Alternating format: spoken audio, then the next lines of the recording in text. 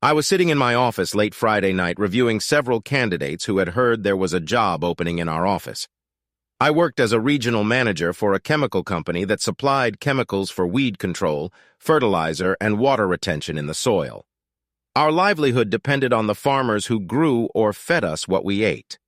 Because of our commitment to sustainability, we were the first company whose products were recognized as 100% environmentally friendly. The husbands of two of my office staff were promoted, resulting in their resignations. Both were moving within the next 3 months. We needed to find their replacements as soon as possible. Our sales department covered 8 states located in the heart of flyover country. Sales growth this year had exceeded expectations. Kathy, my executive assistant, looked into my office and said, "Ed, all 8 people have confirmed their interview times for Monday. I'm off, so good night." Every Thursday, I traveled to one of the states in my region for a half-day sales meeting on Friday before heading home. As a result, Thursday evening turned into an evening where my wife would go out with the girls.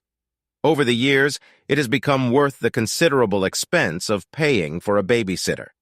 My weekly visits provided our sales reps with the personal contact they needed to help them with their performance and performance issues. This paid big dividends over the years. I never lost a single person in 8 years, and that was considered an accomplishment for the company. I just got back today and had time to check on a few cases before heading home. The company has been trying to get me to give up this part of my job for several years now, but I've found that time alone gives me a chance to think things through in my own way. With a know-it-all wife and 3 kids, the quiet time spent driving was invaluable. It also saved our branch from having to hire a sales manager. I had experienced working in a budget-cutting environment, and I wanted to keep it that way. Our children are in junior and senior high school, and the oldest girl, my pride and joy, is graduating in the fall and attending Southeast Missouri State University. My employer has awarded her a full scholarship. My youngest daughter had just turned 16 and was busy studying for her GED. My wife of 20 years, Grace, was working as an executive assistant district attorney and had held that position the year before our youngest daughter was born. He had just been offered a new position as a lawyer in the federal government, and he accepted. The Fed seemed to like his uncompromising hardball approach. He'd be a fool to turn it down since it was double the money. He was supposed to start working 4 months. I could never understand him. He was about the same age as me, but he never married. I didn't know for sure, but contrary to rumors, I didn't think he was gay. Every second weekend of the month for the past 15 years, my 3 children have been taken away by my parents so that my wife and I could have some time to ourselves. When they started doing this, my wife and I found ourselves at a crossroads in our marriage. My parents felt that we needed some time to ourselves, without the kids. I have to admit it was the greatest gift they could have given us because it gave my wife and I time to find ourselves again. If they hadn't done that, we would have been another example of divorce. They had about 3 months before it was supposed to be over. As Amy, my oldest daughter, was going to work in our senator's office in Washington, D.C. for the summer before starting her undergraduate degree in political science. Some time ago, my father, with my permission, bought each of our 3 children a kit from Ancestry.com and jokingly submitted them for testing. According to their instructions, we knew there would only be a match if any of their relatives had submitted their DNA to the same program. My kids talked to me about it, and I gave my approval, saying that we all have distant relatives that we don't remember or know about. Perhaps this would open up a new adventure for us. Amy offered to surprise their mother until we got the results. We knew it could take up to 5 or 6 months to get an answer. This weekend, we traveled to Nashville to visit the Grand Ole Opry, and were returning home on Sunday. My wife was the one who planned this special trip as a way to create another memory in our life's journey. I met my wife Grace in my final year of university at a soccer match. No, I wasn't one of the players on the field. I was one of those no-name grunts selling overpriced food to the spectators in the stands. She was one of the youngest daughters of the medical coach, so she always got free tickets. She had an argument with her beau over some stupidity that one of them took the wrong way. The jostling alternated with the pushing. I found myself in the center of things. She pushed him and stepped aside. He saw her movement and hit me with all his weight from the back. I fell and rolled down the concrete stairs, and the tray of food rolled with me. The next thing I knew, I woke up in the hospital with my head bandaged. According to the doctor, I had 25 stitches because of my spit-up forehead. Grace must have felt guilty because she came every day to make sure I was okay. She met my whole family before I started seeing daylight again. They told me later that I was in a coma for almost a week because of internal injuries. When the fog around my vision began to clear, I saw an unknown goddess standing in front of me. At first, I thought I had arrived at the pearly gates and she was my angel guide. Then my friend appeared beside her, clear as light. Esmeralda was not impressed with the vision standing beside her. I closed my eyes and drifted into sleep, praying that Esmeralda wouldn't be there when I woke up and that it would all be a dream. When I woke up, the dream was still around, but Esmeralda wasn't. Esmeralda decided she had to find a new sweetheart to mess around with her. God favored my prayer. Grace stood next to me, never asking me anything while I was slowly getting my life together. I never asked her, but eventually we started dating. One thing led to another. When we graduated, I went into sales and she found her first job as a management assistant. At one of the family reunions, her younger cousin asked why she was still single, and she said because Ed hadn't proposed to me. 3 months later, I stood at the altar and watched the goddess walk toward me. 5 feet 8 inches tall with long blonde hair, deep bluish, almost black eyes, and a figure that made men drool. Grace and I married. By the 5th year, we had both reached the point where we were ready to break up. To this day, I couldn't understand why or how we were separated. For all I knew, she didn't understand either. We had just stopped at Lambert's on the way home. To me, this restaurant lived off its reputation. What they liked most was throwing huge buns across the room into the air to be caught by customers, because all the other food was outdated, overcooked crap. We stopped at this tourist trap because it reminded my wife of her mother's home cooking. Need I say more? For some reason, my wife reached over and turned off our sound system. When she did that, it meant she wanted to discuss something serious. I reached into my jacket pocket and turned on the recorder. It was a trick I used to maintain confidentiality when I thought I might need to confirm what I'd said later. "Ed," my wife Grace asked, "have you ever thought about having an affair?" My first thought was what brought this on. My second was, why is she asking this? Does she have a child or does she know someone who does? Why does she think it's important enough to talk about it right now? I had to clear my mind of the questions before I could speak. "Grace, let's be honest," I said. "Everyone's been thinking about the affair. The better question is whether I've ever acted on it, and the answer is no. Why not? Ask Grace." "Because I said my vows when we got married," I said. "They meant something to me, and they still do." "As society's attitudes have changed," Grace says, "marriage vows no longer have the value they used to. I think you should forget about them and seriously consider finding a mistress with whom you would be compatible. If you're worried about your own guilt, consider that I personally allow you to have such a woman with my unconditional blessing. Having such a woman can help you to appreciate our relationship even more, as well as give you a deeper understanding of what we are. In this way, you will be free to receive the full value and enjoyment of the relationship when you find the right woman you want to have a relationship with without the burden of guilt." I had a problem with her new point of view because it implied that using other people for her own pleasure and gain was acceptable to her. That was not the case for me. It was a side of her personality that I had never seen before. It made me change my perspective considerably. "Answer me this question, my beloved wife," I said. "Why is my open affair with your approval so important to you? Have I done something so disgusting to you that you want to find an excuse to destroy our marriage?" After 5 minutes of silence, I turned the sound system back on. The lack of response spoke volumes. Grace always had an answer for everything. Now she was silent. I asked myself why. I now believed that my loving wife had a definite reason why she wanted me to have an affair. But why? Regardless of the reason, I now firmly believe that something was seriously wrong in our lives. I knew I had to find out exactly what it was. I had been driving for about an hour. We were about 40 miles from home when I saw my wife turn the sound off again. I reached for my jacket and turned on the recorder. "I'm sorry, Ed," Grace said. "I guess I've been reading too many Harlequin romance stories. Those ideas must have come from somewhere out of left field."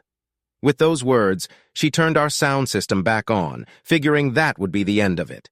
The problem was that our 3 kids and I knew she hated those books because they were her mother's favorite books. All her life she had called them trailer trash, and she was beyond that. Every time her mother handed her the last of her books, Grace would bring them home and throw them in the trash. After driving the last 40 miles, I realized that the one thing I didn't know much about was her Thursday nights with the girls. We didn't consider it something important or serious enough to worry about. On those rare occasions when I was home, she willingly changed her schedule to be home and with me. Until today, I had no reason to doubt those nights because I trusted her completely. The problem I had to face was that the conversation I just had gave me reason to question what those Thursday night bachelorette parties were all about. Was she going out with girls to bars and having questionable relationships like one-night stands? When I got home, I realized I had to find out what was going on during her bachelorette party. We pulled into our driveway as our kids did with my parents. When we got inside, I treated both of my parents to a rye and Coke.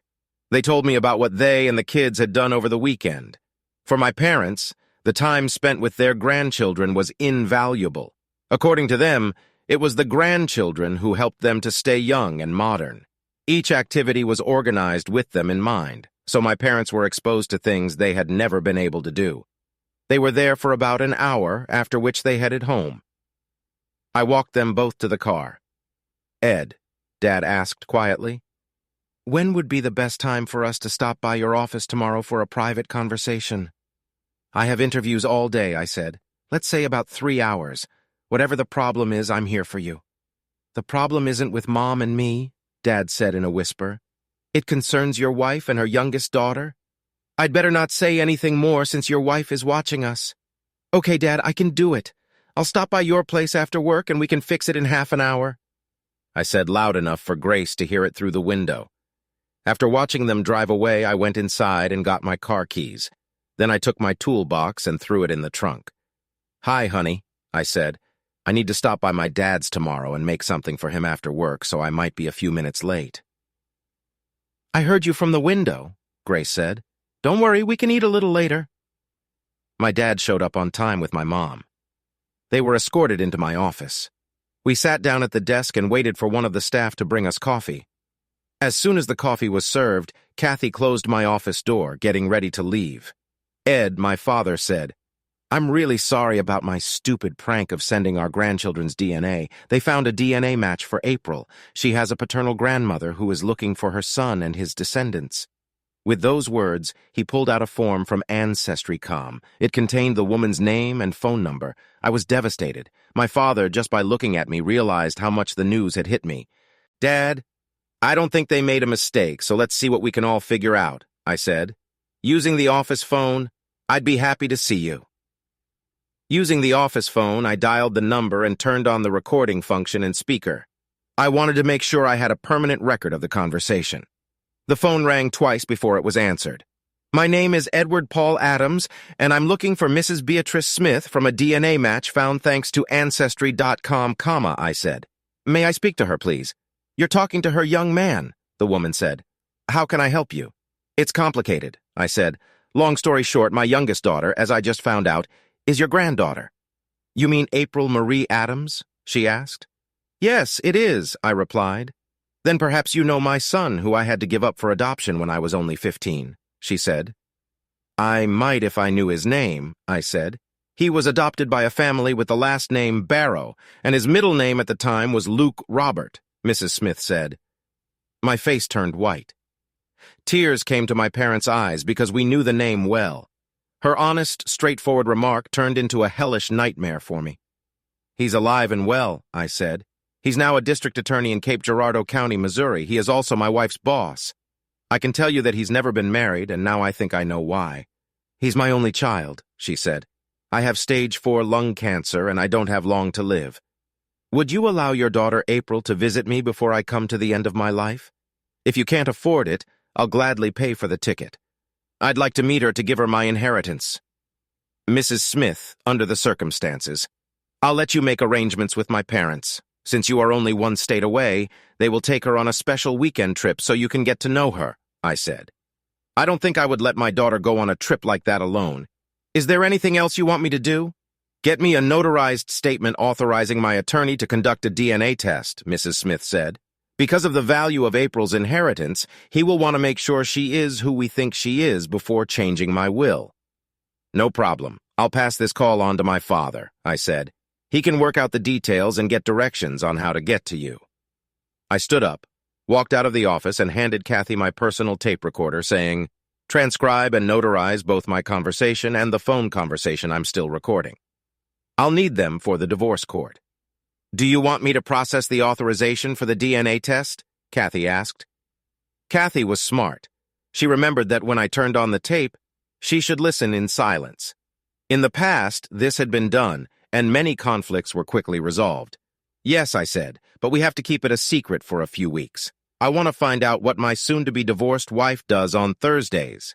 I walked into my assistant's office and said, David, I need to speak with you and your wife as soon as possible.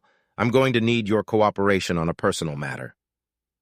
David looked at me and immediately realized that what I needed help with was very serious. She's about to be released from dispatch, David said. I'll text her to come right over. I went back to my office and we worked it out. Using my house key, they would pack April's clothes and leave the following Friday. I would pick her up from school and drop her off at their place by 10 o'clock. I was walking my parents to the exit when David's wife walked in. I told her to go to his office, and I would join them shortly. Thanks to modern communications, Kathy already had copies made and transcribed. I gave a copy to David and Cheryl to read. I suggested that they first familiarize themselves with the conversation between my wife and me. I gave Kathy the paper my father had given me to make photocopies of what my father had received from my attorney's file that we were in the process of creating, and told her to find the best one for me. Both Cheryl and David had known my wife and me for many years. Both took what they learned today very hard. Cheryl and Grace grew up in each other's neighborhood. Although they were never close, they naturally knew everything about each other. She was shocked to learn the reality of what had remained unknown until now. Do you think there's any chance they're still lovers after all these years? Cheryl asked. Or was it one of those situations they got into and then realized their mistake? I don't know, but I'm going to need your cooperation to find out, I said. For the next few weeks, I need David to take the company car to travel to sales meetings. Cheryl, I'll need to drive your car because no one will be looking for it, so I need you to drive David's car. I'll let corporate know that we're doing this as part of your cross-training, David, so I'm afraid you'll have to do it for the next 3 months. You're going to follow your wife around on Thursday nights and write down everything you can, David said, because your wife will still believe you make your weekly trips. My intuition tells me it's still going on, because why would my wife suddenly suggest I have an affair with her blessing? I said. If Barrow hadn't changed jobs, nothing would have changed. I believe Grace may be planning to move in with Luke Robert Barrow when he starts working in St. Louis. If Grace could prove that I was having an affair, it would justify in her eyes filing for divorce. Shit, Cheryl said. I can see Grace doing something like that. It's become acceptable in our society to blame the opposition for something you've already done. It's an effective way to take your eyes off your own behavior. Ed, if you find proof on one of these Thursday evenings, Cheryl said, call me and I'll have the dispatcher have a couple of blues call her and her lover and tell them you were in an accident. That way I can get a detailed police report on what state they were dressed or undressed in and where they ended up. A few of the cops would like to get a little revenge on the DA for what he's done against them in the past. Kathy looked over and said, Dale Allen Britton left the DA's office 4 months ago because he could no longer work for him and opened his own practice. I've faxed his office everything we have so far and he's expecting you. You'd better hurry. Ed, give Dale my regards and best wishes, Cheryl said, and tell him we still miss him. I walked out the door to meet the man who was on his way to the Supreme Court with the women's right to life movement because of Roe v. Wade. The way he looked at the law and how to apply it put everything he was involved with upside down. Things were getting clearer. Grayson and I had started having marital problems right after she started working for Luke Barrow. That's when I was promoted to sales manager and had to start traveling 24 hours a day to meet with salespeople. If they were still having an affair every Thursday night, I had been their unknowing cuckold for over 15 years. They had to laugh at me behind my back. Now the expensive Christmas and birthday presents from Luke made sense. Dale was waiting for me when I got out of the car. I found out that Cheryl had called him about our plans. Dale had even supplied me with the key I needed to access Luke Barrow's house and the code to disable the alarm system if it was set. He handed me a piece of paper with a phone number on it. At this number, he said, "You will find those who can provide you with the service at a reasonable price. I have spoken to them, and they are waiting for your call." He explained he grew up on the street and still has connections to pull some things off. The codes for the Barrow home, he said, will be in effect until the end of next week, and then Luke Barrow will receive a monthly reminder to change his access codes. He was going to sue Barrow for child support from the day April was born. Luke Barrow was going to have a lot of expenses. Under state law, you couldn't get rid of it by declaring bankruptcy. If Dale got his way, his former boss would be broke before he was done. He was going to sue my wife Grace, accusing her of adultery, abandonment, and fraud for knowingly passing off Luke Barrow's daughter as mine. It was Dale who offered to temporarily transfer my parental rights to April to my parents until the court case was settled. I asked him why. Dale explained that way they couldn't say you were using April against them. "I know Luke will go after you as dirty and sneaky as he can. He'll treat you the same way he treats all the lowlives. Give them maximum time for the slightest offense. Sometimes the best offense is the greatest offense." I offered to use my debit card to prepay for his services, and he said, "No. Your wife will see it right away and can guess what you are doing. Write me a check and I will hold on to it until they are serviced." As soon as I left, I knew from his thoughts that everything he was doing was to give me an advantage and time to figure things out. Kathy really found the best thing for me. I was left with the impression that Dale had his own reason for pursuing Luke Barrow in this way. Both Grace and Luke were about to face shit they never thought possible. Dale Britton had just created his own version of the divorce game. I signed all the necessary paperwork for my parents to get parental rights to April as a Friday and gave them a copy. After Dale and I explained the whole situation to them, they agreed that it made sense. I was waiting for Cheryl to arrive in her 2002-year-old model Ford Taurus. David was going on his first sales trip. Cheryl would leave her car at my place and take David home. My oldest told me that their mom wouldn't be home for dinner as she was going to join the girls right after work. As soon as Cheryl arrived, everything was switched over and I threw my suitcase in the trunk. "Ed," Cheryl said, "dispatch and all the guys on board. All I need is to know where." "Thanks," I said. Dale said to call him if things got going so he could personally serve them. "I'd like to know why Dale wants Luke Barrow out." "With Dale, it's a matter of principle," Cheryl said. "Luke has trouble backing up what he says." It was interesting to watch Grace and Luke drive away in their cars. Both stopped at Charlie's Barn Grill and had a first-class steak each. Then one went one way and the other went the other. I, on the other hand, just pulled up to Luke Barrow's house and waited. Dale's friends and my crew had already set up. I was in a safe place with a direct view of Luke's house. Grace was the first to show up. After entering the code into the box to disable the alarm, she used her own key to unlock the door. We filmed her long enough to see her enter the house. 10 minutes later, Luke pulled up. Grace opened the door to greet him. Her blouse was completely open and her bra was missing. Her full cleavage was on full display. Luke pulled Grace into his arms and gave her a deep, loving kiss. As they kissed, I noticed his hands began to play with her breasts. As soon as they closed the door, I stopped filming. 6 of the 8 rooms in Luke's house were wired for video and sound. Luke Barrow's neighbor's son was serving a long prison sentence. He agreed to let us use his house as a base. Everything that was filmed at the Barrow house was streamed live to all the Facebook pages they were connected to. We found out that I had a crew following my car because Grace believed I would take the bait and start looking for a new mistress as early as tonight. Since she knew my schedule, they hooked up with a prostitute they hired because she knew my taste. I texted Cheryl to let her know what I had just overheard. She called her husband David to let him know he was being followed. Being a former Marine, he took direct protective action and intentionally drove his car off the road at 10 o'clock at night. He then had to call a tow truck to get it out. He called his wife to report the accident. She texted me. I replied that everything was fine and gave her the address. While I waited to see what would happen, I slipped over to the Barrows house and took the valves out of all the tire rods on their car because I didn't want them to have a chance to start cleaning up the mess they would be in. The lovers wouldn't be going anywhere for a long time. The police officers, flashing their blue lights, pulled up to the house and began looking for Grace Adams. Luke Burrows tried to deny her presence until the officers pointed out that her car was parked in the driveway. Finally, Grace appeared in the doorway, wrapped in a sheet. "Mrs. Grace Adams, your husband Edward Paul's car was involved in an accident near Little Rock, Arkansas. It was your parents who offered to find you here when you couldn't be found."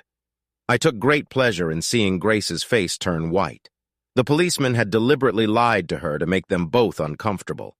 After that, the police officers got into their cruiser and drove off, and I followed them, keeping up with them. From the moment the police arrived until the moment they left, everything was recorded and streamed live on Facebook. We had proof that the case was ongoing, and so did the people of the Cape.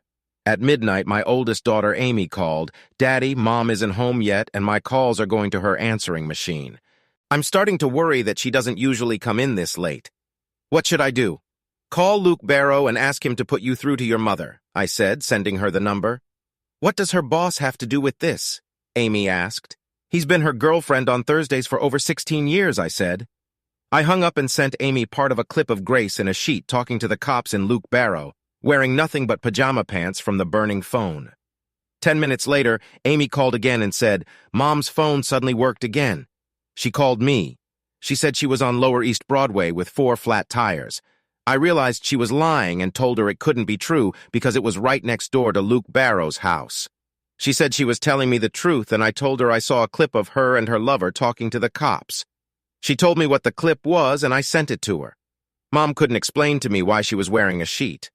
I wasn't expecting her home for a few hours, but you could do me a favor and open the front door, I said. I was getting out of the car when my daughter Amy saw me. She watched me take my suitcase out of the trunk and walk toward her. No sooner had I set my suitcase on the floor than my cell phone rang. It was Dale Allen Britton. I answered it and put it on speaker. "Ed, I just served them both at his house," Dale said. "Now your wife and her lover are forbidden to come within 500 feet of you and your children. I will notify the Cape Police Department before I return home. Do yourself a favor, don't talk to her at all," Dale added. "If she shows up even for clothes, call the police." "Got it, and so did my oldest daughter," I said. "Thanks, Dale." "Amy, go open the garage so I can move Cheryl's car into it," I said. "I have to be in Little Rock." That's what we did. "Dad, is that why the locksmith came around 6 to change the locks?" asked Amy. "Yeah, it was done at the last minute," I said. "I got Kathy to order it because it was becoming obvious that it was going to go the way we planned." "What brought this on?" asked Amy. "The DNA test your grandfather sent to Ancestry.com," I said. "They got a match on April. He told me about it at work on Monday. When I contacted the woman, it turns out your mother's boss is her son, who she gave up for adoption when she was 15. Amy, my daughter, lost her temper. I held her tightly until she calmed down. Then we turned off the lights and went into the kitchen to talk quietly. I turned on the tape recorder and let Amy listen to the conversation her mother and I had when we were driving back from Nashville. It was very informative to hear her mother's words from her own mouth. "Why does Mom want you to have an affair, Dad?" Amy asked. "To negate the repercussions of what she did, should it be found out," I said. It's sad that her assumption led to the truth coming out. There was a quiet knock on the door. Since I wasn't supposed to be home, Amy answered it.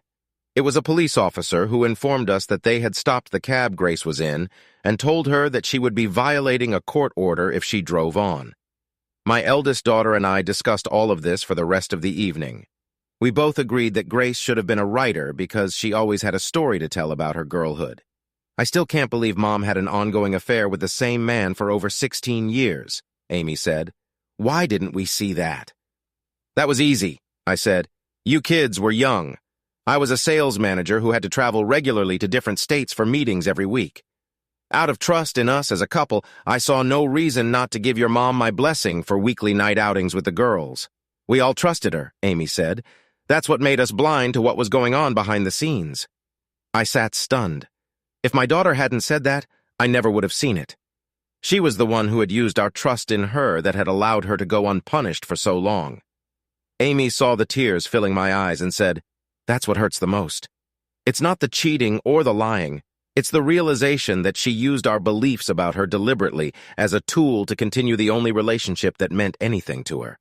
If your mother did that to someone she claimed to love, I said, imagine what she'll do to us when she starts hating us for what she's going through. Amy got up to make us both a fresh cup of coffee. At that moment, I realized that dawn had already begun. A text notification came to my phone. It's from your mom. She'd like to be able to talk to me as soon as possible, I said. She says that my eldest and I have some family issues that we need to discuss before I return from my trip. How are you going to respond to her? My daughter asked worriedly. Don't worry, be happy, Luke, and you can still laugh at the big dumbass behind my back, I said as I wrote this. You can still move to St. Louis with Luke Barrow, which was your plan all along, just not with our kids. Amy looked at me in utter shock. Your mother doesn't need me anymore, I said. My usefulness to her was exhausted. She wanted me to have an affair so she could use it against me in divorce court. She didn't think for a second that after all this time she'd be caught. It must have been very painful for Amy to hear the words I wrote to her mother. Not many people are able to recognize the pure truth about anything. Most will call the one who reveals it all the nasty names they know because the real truth hurts. In time, they will accept it. I stood up and took my daughter in my arms as she began to shed tears again. We managed to calm her down before we heard Eric and April stirring. I turned on the TV in the kitchen to channel Covos 12 to watch the local morning news like I always did. Soon they were having breakfast to start the day. They were surprised to see me at home. We were all surprised to see an image of my wife on the screen. My son turned up the volume out of curiosity. At that moment, I felt sorry for my children because Luke and she were discussing how stupid and dumb I was. Grace said bluntly, "That fool is such a morn, and he doesn't notice everything going on around him." Then their mother made a sarcastic remark about me, which made them both burst into laughter. Then the reporter spoke. "I don't think they're laughing anymore," he said. After watching 5 hours of the longtime lovers' Facebook behavior live, their plan to set Edward Adams up with a professional prostitute so she would divorce him and take everything he had blew their minds. In the next scene, Dale sews them both. The reporter explained what the lawsuits were for. Alice just ran over to me and sat on my lap, sobbing. It was a hell of an unpleasant way for a 16-year-old girl to find out that her father was not her biological father, but her mother's longtime lover. Eric summed it up by saying, "If you're just a piece of shit in your mom's eyes, what does that do to the rest of us?" Once April calmed down, Amy helped me explain what had happened since my mom and I got back from Nashville. I called the school and asked them to release them from school for Friday and Monday to give them time to adjust and deal with their emotions. We were about to start breakfast when April said, "Daddy, the chief of police is coming." That got our attention and we turned up the volume again. It has now been publicly announced that both Grace Adams and Luke Barrow, our current district attorney, are being criminally prosecuted. A task force from across the county is being assembled to investigate. I thought that when a person's behavior becomes public, the masses cannot publicly accept what they do privately. Hypocrisy rules our society every day. After breakfast and cleaning up, I sat my 3 children down at the table. I showed each of them a copy of the letter my father had received. Then I said, "April, my parents are picking you up to take you to meet your biological father's mother. She is dying of cancer and has asked to meet with you. There's a very good reason for that, but I think it's best to have the woman you're meeting with explain it to you. As far as I'm concerned, you are my daughter and always will be. Other than that, if you have any questions, ask your grandparents. Amy, will you help your sister pack for the weekend while I call my parents?" I asked. As soon as the girls left, my son asked, "How do you handle it, Daddy?" "No," I replied. "I find myself in a constant struggle to keep my cool. Remember, son, if this ever happens to you, as a father you have to stay strong for all the other people in your life." With these words, I called my parents and explained where I was. They said they would come as soon as they finished loading the car. They still had an hour before they had to catch their plane. I didn't realize that it was at that moment that my son and I's relationship was forever changed for the better. The 3 of us watched the daughter I had raised leave with my parents to see her biological grandmother for the first time. I prayed above all that everything would go well and that she would return with the same feelings I had. The DA's office looks like a morgue. Grace Adams went shopping for new clothes after her car was towed and 4 tires replaced. Luke Barrow read the lawsuit filed against him. Although they didn't have a direct DNA sample, they had linked him biologically in such a way that there was no way he could deny his parentage. Now all the staff knew the truth about their relationship and years-long affair. This and the fact that they had hidden April Adams's true background was becoming a political nightmare. Under the law, the term fraud was eventually expanded to include the failure to disclose all material facts about a situation.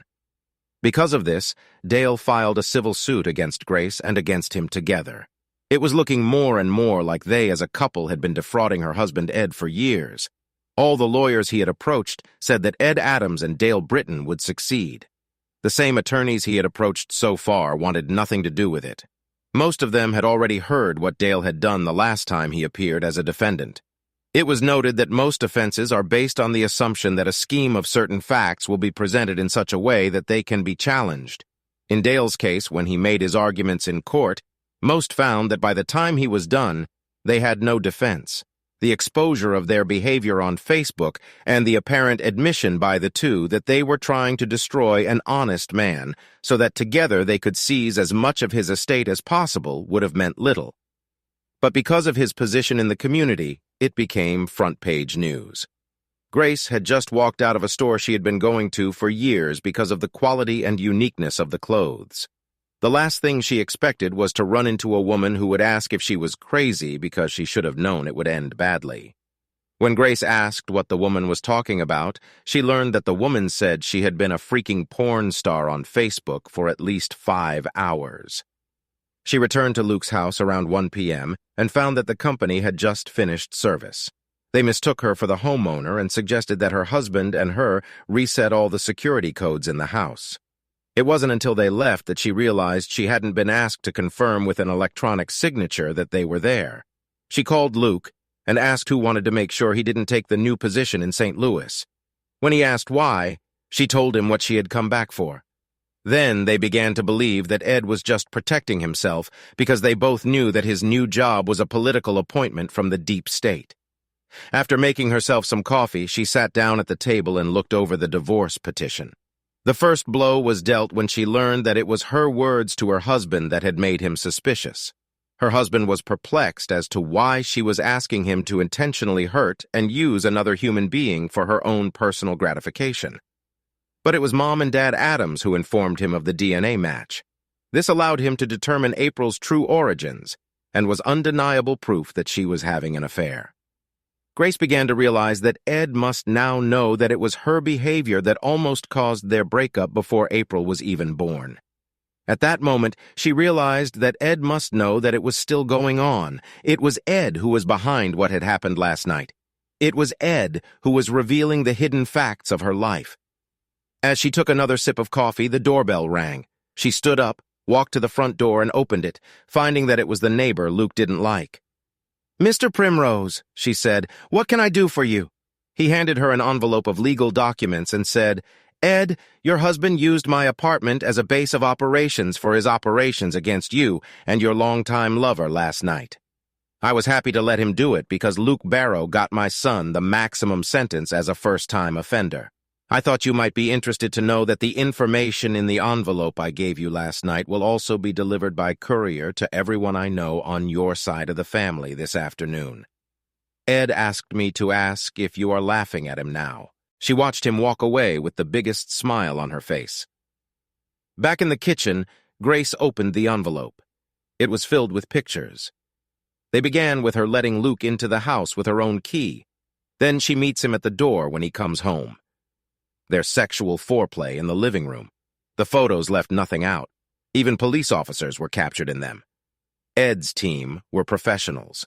The elimination had been so complete that it now felt like he was working with a bunch of cops who wanted revenge on Luke for their own reasons. But it was the last printed page signed by her husband that said it all. If it became public, there would be a whole host of problems they weren't prepared for. Her plans to force her husband to submit to her wishes had fallen to pieces. The question now was how to minimize the damage done by Ed turning this into a public spectacle. "Grace, last Sunday when we got home from Nashville, I realized that you were trying to set me up to divorce me. Since then, I confess I've been trying to figure out what I did to make your love for me turn to pure hatred. Now I know why. I see that you blame me for what you think was missing in your life when we only had 2 children. I think you felt trapped in your marriage and wanted your carefree bachelor life back. Otherwise, you wouldn't have turned to him to rediscover the single life. By doing so, you allowed him to take you away from what you hated for a few hours a week. I know that the only reason you stayed married to a man you hated and thought was dead was because Luke didn't want to take on the responsibility of raising children, even his own. With your opinion of me, there's no way you'd leave them alone with a piece of shit like me. Your pride wouldn't have allowed it. As a result, you've lived a lifetime of deliberate lies. Every day you both got away with it, and your contempt for who and what I am grew. In your eyes, I became more and more of a fool and an idiot. How many times have you and Luke laughed at this unrepentant bastard? Did you inspire him to make love to you by humiliating or ridiculing me? What I can't forgive or forget is what you and the one you consider your real husband sent to our children because it will affect them for the rest of their lives. I can't understand how Luke and you had fun playing with me and our children's lives as if we were just chess pieces on a game board. News reporter Kvios12 summed it up well when he asked you to if you were laughing at Grace Adams' husband Edward Adams right now. I watched Amy, Eric, and April as you and your lover, thanks to the media, flaunted what you planned to do to me. It was horrible watching our children as you joked and laughed about how easy it would be to take down this stupid goon. Eric, our only son, said, "If our mother thinks you're just a piece of shit that needs to be allowed to drive before hammering you into the ground, what does she really think of us?" I have not asked them what your relationship with them will be in the future. At this point, I can honestly say they don't exist. It was your and your lover Luke's utter disgust and contempt for me that led to this. At least we both know you're laughing with joy because you've left me with a reputation as a hapless goofball for the rest of my life. Perhaps tonight you can both raise a glass to victory. Edie? Grace's hands trembled so violently that she dropped the paper. She looked like an angry, bitter, hateful, and cruel bitch. It was obvious that she appeared to her readers as a mother who didn't care about her children, her husband, or any other human being. The only thing she cared about was herself and the fulfillment of her carnal needs. Then her sobs broke the silence in the room. Ed was the only person she knew capable of destroying a person's credibility without directly condemning them. Everyone who read her couldn't argue with his comments about their behavior. In his eyes, everything she'd ever done was about prolonging life, not love. He should have known that Luke was the one pressuring her to leave him and the kids before April got pregnant.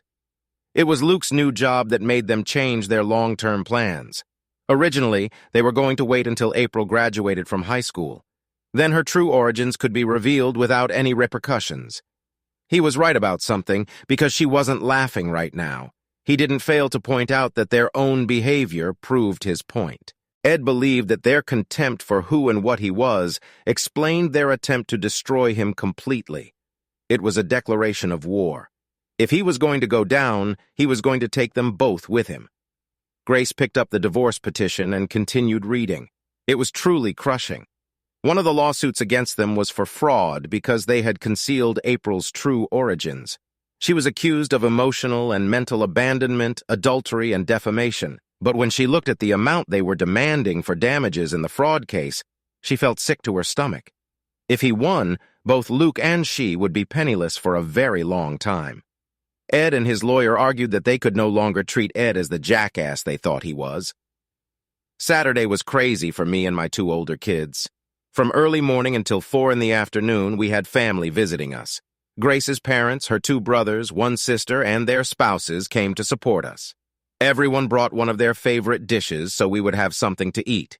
Even my brother and sister came from out of town to check on me. The 3 of us were overwhelmed with love and support. Each of the people who came had a hard time understanding how they could have been deceived by Grace for so long. They all agreed that what appeared on social media was proof that she was trying to destroy me out of hate. My father-in-law and I grabbed a cold beer and went out on the back patio for a few minutes. "Edward let him go," he said. "Cora is in the house, so you can have some privacy, and we'll keep them away until you calm down." He stayed with me until things sorted themselves out. Cora and I plan to change our will, he said. What should have been Grace's will be divided among your 3 children. She may be our daughter, but I'll never forgive her for what she's become. We had just finished clearing out the house when my dad called. April met this lady, my father said. You can definitely see some family resemblance. Their meeting went well.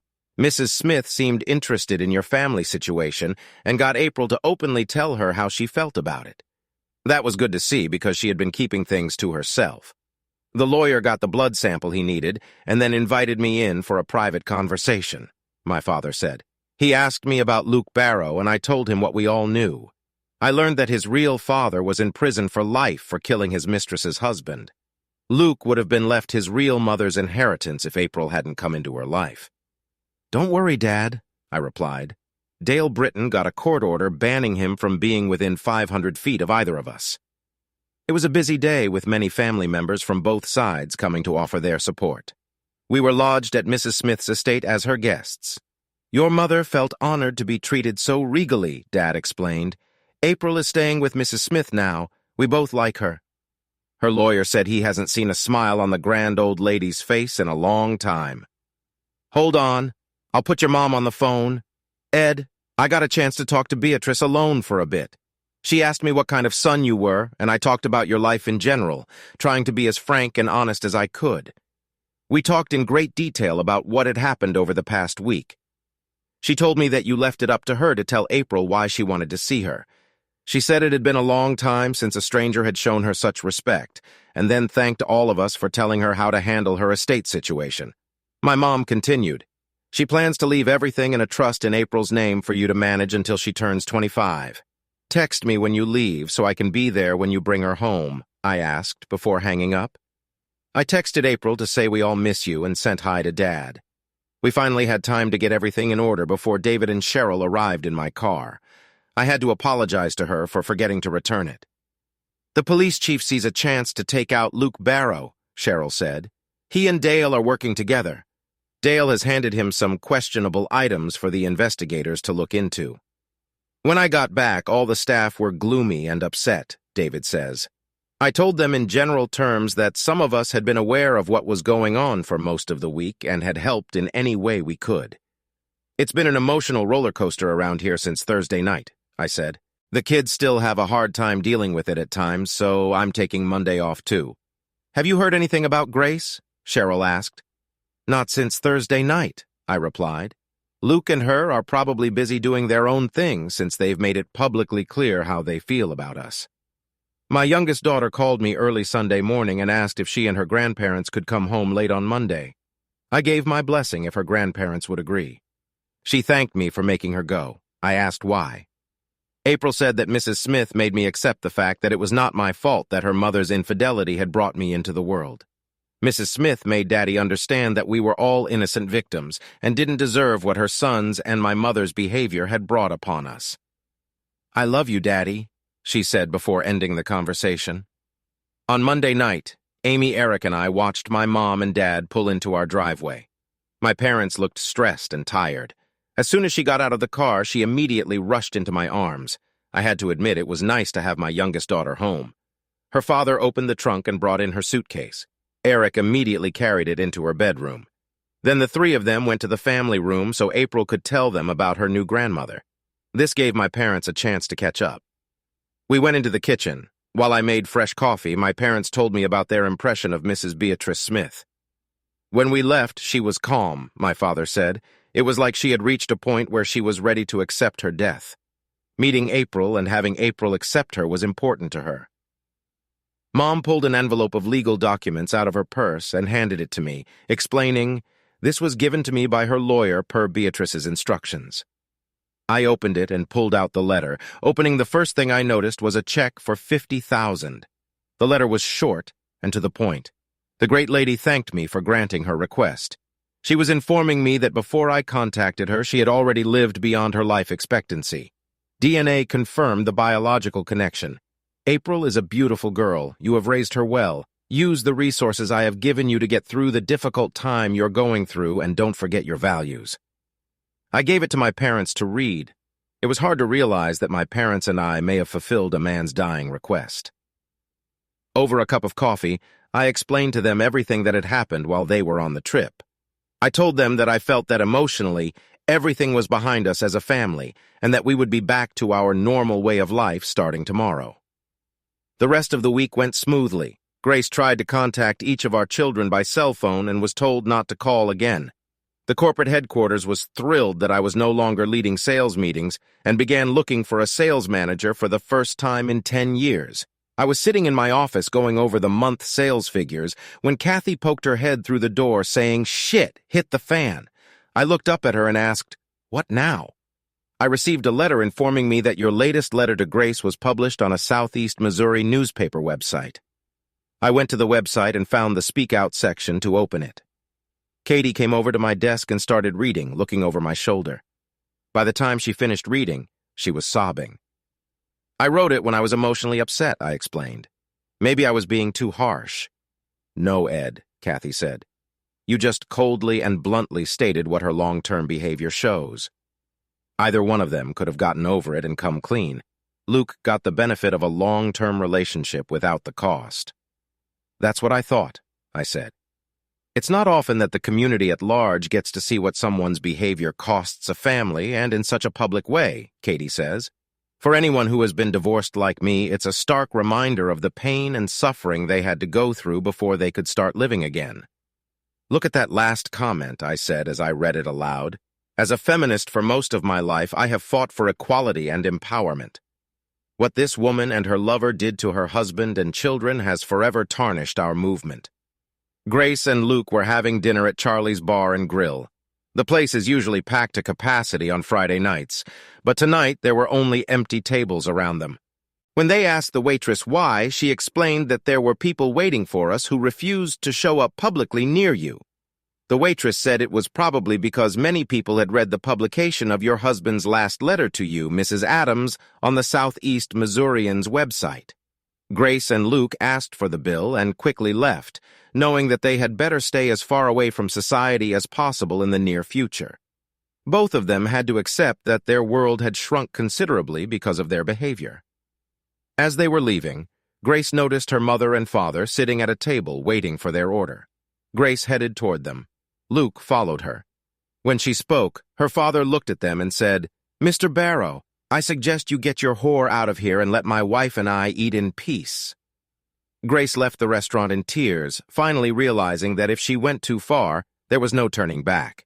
She had to live with the consequences of what she and Luke had done for the rest of her life.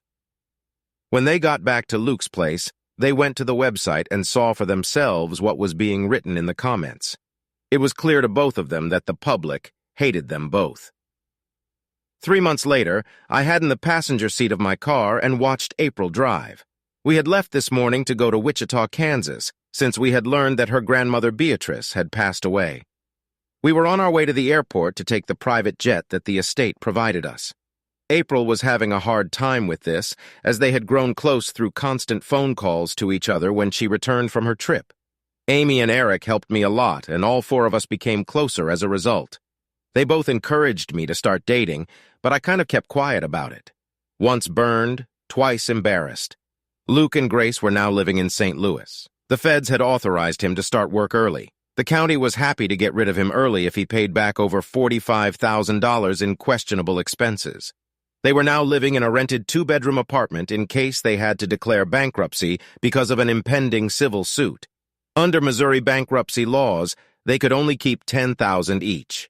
Our divorce was finalized in accordance with state law.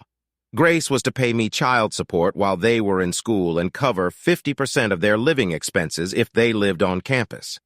The civil fraud trial was due in 2 weeks. My children still refused to talk to their mother, as did her relatives. She had experienced firsthand that people can take so much crap that they then leave for good. April had to endure a meeting with her biological father, organized by the State Child Welfare Agency.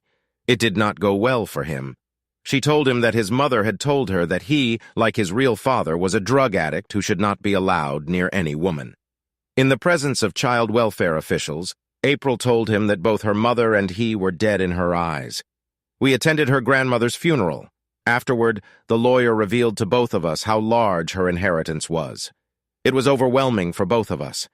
As trustee, after discussing it with our daughter, we decided to sell her grandmother's house with all the contents, except for personal jewelry and a few photographs that April wanted to take. We got home. The school year was winding down. I was getting ready for the first day of court on Wednesday when April walked into the den. "Dad, can you arrange for Luke, Mom, and their lawyers to meet with the two of us in Dale on Tuesday?" April said. "I think so, but why?" I asked. "I want them to see the real cost of their actions," April says. "Grandma Beatrice suggested that to me. I called Dale and we made a deal. It was a beautiful sunny day as we sat with Luke, Grace, and their attorneys. I requested this meeting," April said. "To my biological father, I want to inform him of the following: the whereabouts of your father and his request to visit him in prison. He is serving a life sentence for the murder of his mistress's husband. You must realize that you are the product of a rape committed by a distant cousin when she was 14 years old." April handed him a sealed envelope with his name on it. I savored the expression that appeared on Luke and Grace's faces. "You both should know that my biological grandmother left me over $100 million to be held in trust for my father, Edward Adams, until I turned 25. It would have been your Luke if she hadn't discovered me," April stated. "When she found out how I was created and what came of it, her views on morals and standards snapped. That's when she discharged you. In my grandmother's eyes, what you both did was disgusting." "Dale Britton, my trust, will be paying my father's legal bills," April said. "Luke and Mom, you can try to reconcile before you go to court, because if we have to, we'll go all the way to the Supreme Court. Mom, you have to realize that even though you created me in sin, that doesn't give you the right to deem it acceptable. Thankfully, my biological grandmother made me realize that it is my father's views on morals, principles, and standards that make me." Yeah, I left that meeting both proud and humbled. My daughter had said it all. What would happen tomorrow didn't matter because today I was blessed with what really mattered. That's it. I hope you enjoyed this video. If so, subscribe to my channel and watch the next video.